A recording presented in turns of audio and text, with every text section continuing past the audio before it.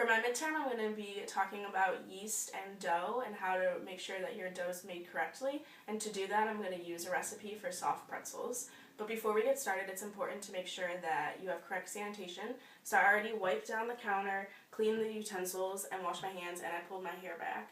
And then also before the video started, I mixed together the active dry yeast and sugar, and I let them stand for 10 minutes in the warm water.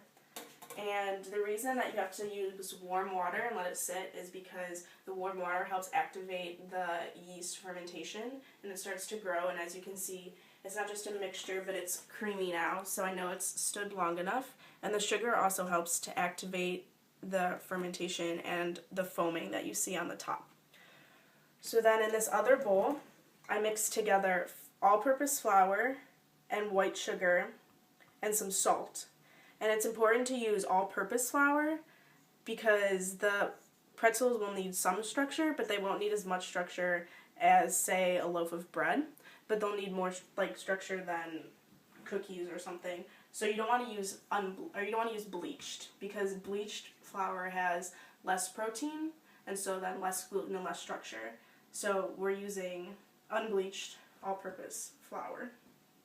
And then again, the sugar will help when we add in the yeast.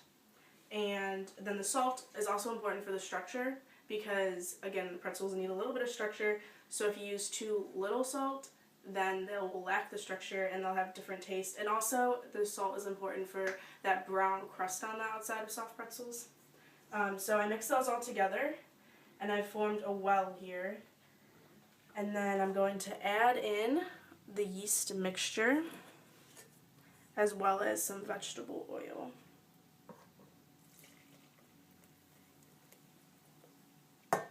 You can see the foaming. And then I'm going to mix it and start to form the dough. So you have to knead the dough for probably about 7 or 8 minutes. And the kneading helps to get the oxygen into the dough, which reacts with the yeast and forms CO2. And that helps give the bread and the dough its structure. It creates these air pockets. And so as you start to knead, the dough will go from the floury structure that it was to this sticky dough that's holding itself together, which is important. And the gluten is what is in there creating this sticky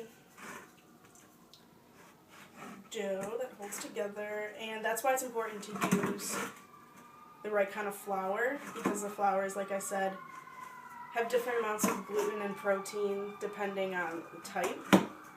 So all-purpose, unbleached is going to have more protein than bleached, but less protein than like bread flour. But we don't need that because we don't need that much structure.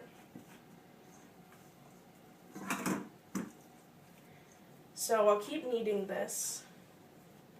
And a good way to tell when you know you've kneaded it enough is to take a little piece of it, and it's called the window pane test. And I can do that at the end, but you take a little piece of it and you stretch it, and you keep stretching it until, well, if it tears, then you know you need to knead it more, because that means that the gluten hasn't created strong enough bonds yet.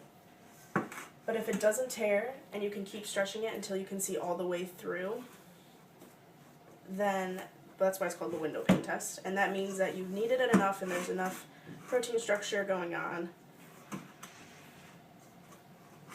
And after I knead this, I'll place this dough in a warm place, covered, and it'll rise.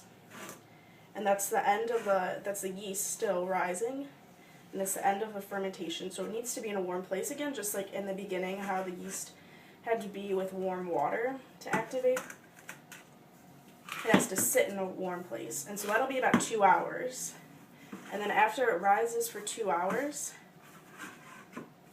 we will cut it into small pieces and bake it in well, form it into pretzel shapes, and then bake it in the oven.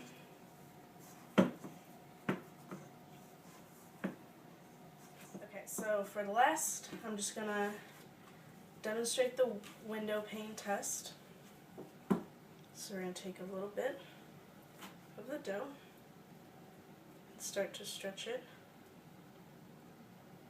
So like I said, you can tell that it's been kneaded a lot because it's really sticking together and stretching pretty far. Like we saw in the one class video, gluten can be blown up with a balloon.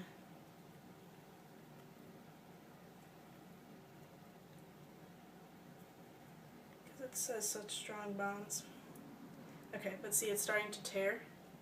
So that means I need to keep kneading. Okay, so now I've been kneading the bread longer. You can tell that's been kneaded long enough because like a window, you can see the light coming through. It's not tearing right there, it's just stretching. So then we'll put the dough in the grease bowl and make sure that oil gets on it. So then that's just so it can come out easier later. And then cover it, set it in the window, and in 2 hours we'll have raised dough bread and we can make our pretzels.